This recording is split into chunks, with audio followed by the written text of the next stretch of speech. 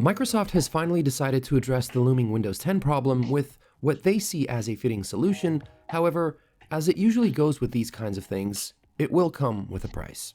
In a recent Lifecycle FAQ document, the company announced that it will be launching an extended security update program that will go into effect after mainstream support for said operating system ends on October 14, 2025.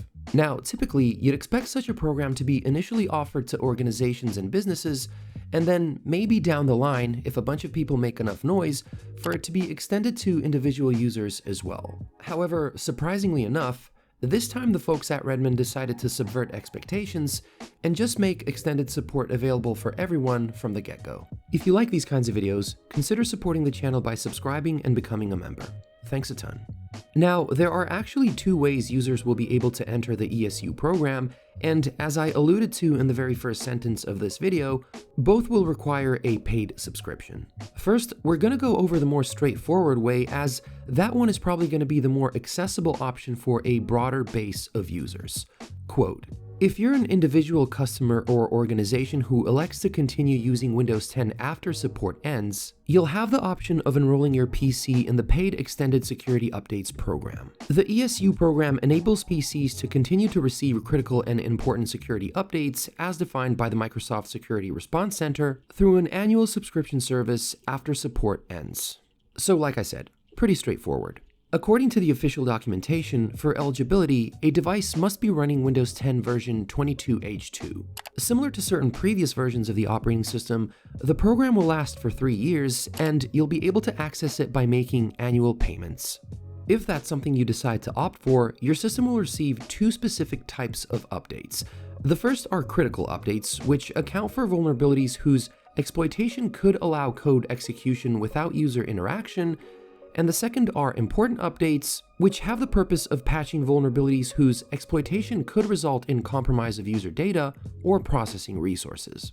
What the program will not include are feature updates, customer-requested non-security updates, design change requests, and general support.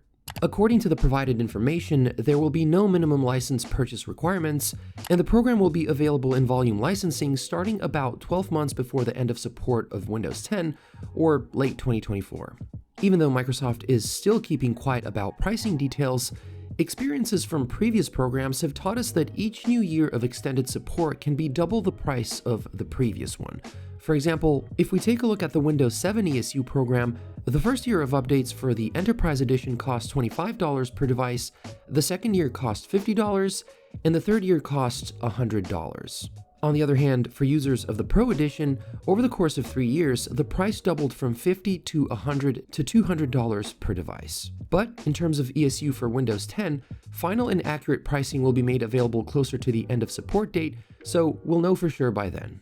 The other way users will be able to gain access to the program is by paying for a Windows 11 Cloud PC, and if this particular scenario sounds familiar, well, maybe it's because I kinda alluded to it about 5 months ago.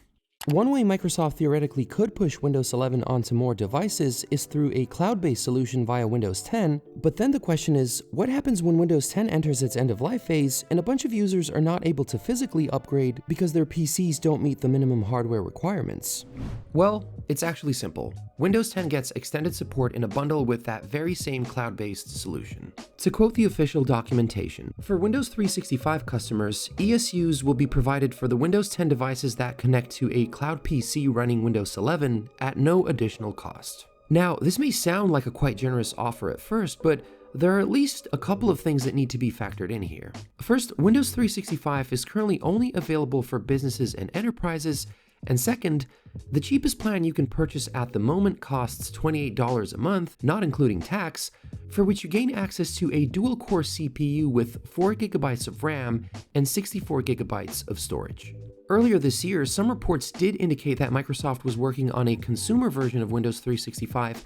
However, with this sort of pricing, I really don't see how it would be a financially acceptable solution for the average home user. According to StatsCounter, Windows 10 currently holds around 68% of the world's total Windows-based operating system market share. In spite of many controversies, it's still generally regarded as a positive entry in the notorious good-bad release cycle of Microsoft's operating systems, even though oftentimes it feels like the sparse acclaim it gets stems more from the fact that it offered some improvements over its predecessor, which was practically universally disliked, than from its own inherent qualities. In order to get Windows 10 on as many devices as possible, Microsoft offered a free upgrade to anyone who was running a genuine version of Windows 7 or 8. Knowing how difficult it can be to get people to leave the OS they're accustomed to, Microsoft decided to place an upgrade icon and pop-up in the system tray area, which reportedly led to many accidental installations. Furthermore, several reports even told stories of unwanted installations that were initiated through automatic updates that required no user input whatsoever. At one point, the company even openly altered the behavior of the Get Windows 10 tool to count the act of a user closing the pop-up as consent for an upgrade, which even some higher-up officials later described as going too far. These kinds of practices led to the operating system being installed on around 200 million devices in a relatively short amount of time, which of course Microsoft did not hesitate to brag about. In one blog post, the company even cited user activity stats, including the amount of hours the OS was collectively used, the number of questions asked of Cortana, and the number of times photos were viewed in the Photo app. The release of Windows 10 pretty much marked a point in which any shred of privacy in a Windows-based operating system became a thing of the past. Under the default Express settings, the operating system was configured to send various pieces of data to Microsoft, including contacts, calendar information, Wi-Fi names and passwords, typing and inking data, app usage stats, location data, and in some cases, even data from emails and text messages. And as if that wasn't enough, it also generated a unique advertising ID for each user on a device that could be used by third parties for the purposes of user profiling. With all that going on, it didn't come as a huge surprise when many privacy-minded people characterized the operating system as one giant piece of spyware. Now, if you're a regular viewer of mine, then by this point you probably know my stance on this particular issue. If it's legal, I believe that companies have the right to do whatever they see fit, and users have the right to vote with their wallets and/or usage. In this day and age, there is no such thing as privacy in a Windows ecosystem. If you don't want the tech overlords collecting any of your data, the solution is simple. Switch to a telemetry-free operating system like Linux Mint.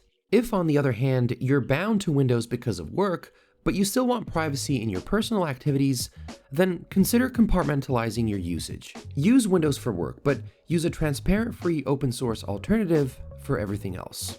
And it's really as simple as that. But just one last thing regarding the aggressive initial distribution of Windows 10 as it pertains to the current topic of extended support. If the folks at Microsoft had no issue shoving Windows 10 down users' throats for free when it benefited the company, I think it would be only fair that they provided them with extended support at no cost as well.